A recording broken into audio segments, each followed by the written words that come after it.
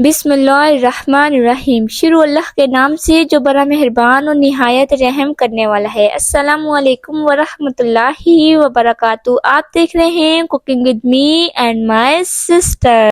आज हम लाए हैं आपके लिए मिसालेदार भिंडी की रेसिपी, बहुत ही आसान, इजी और डिलीशियस। आइए वीडियो स्टार्ट करते हैं बिगैर टाइम वेस्ट किए। मिसालेदार भिंडी बनाने के लिए हम लेंगे भिंडी और इसे फ्रंट और बैक से कट कर लेंगे और 3 अदद लेंगे प्याज और इसे बारीक कट कर लेंगे। साथ में हम लेंगे टमाटर और टमाटरों को पीस लेंगे। साथ में हमने लिए हैं लहसुन, अदरक और हरी मिर्चों को पीस लिया है। स्पाइसेस में हम लेंगे लाल मिर्च, धनिया पाउडर, हल्दी और नमक। तमाम स्पाइसेस हमने हाफ टी स्पून लिए हैं और सॉल्ट हमने 1 टीस्पून लिया है।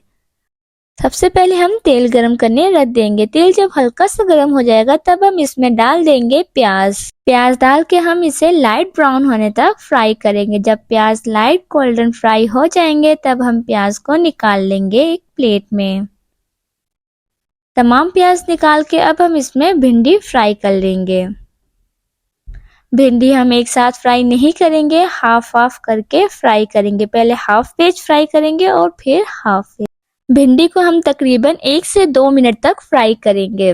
2 मिनट गुजर चुके हैं भिंडी को फ्राई होते हुए। अब हम भिंडी निकाल लेंगे और इसमें से थोड़ा सा तेल निकाल लेंगे और इसमें डाल देंगे लहसुन, अदरक और हरी मिर्ची का पेस्ट। हरी मिर्ची, लहसुन, अदरक को हम 1 से 2 मिनट तक भून लेंगे। जब हरी मिर्ची, लहसुन में से एक हल्की सी खुशबू आने लग जाएगी तब इसमें हम डाल देंगे टमाटर की प्यूरी और साथ में हम इसमें डाल देंगे खुश्क मसाले।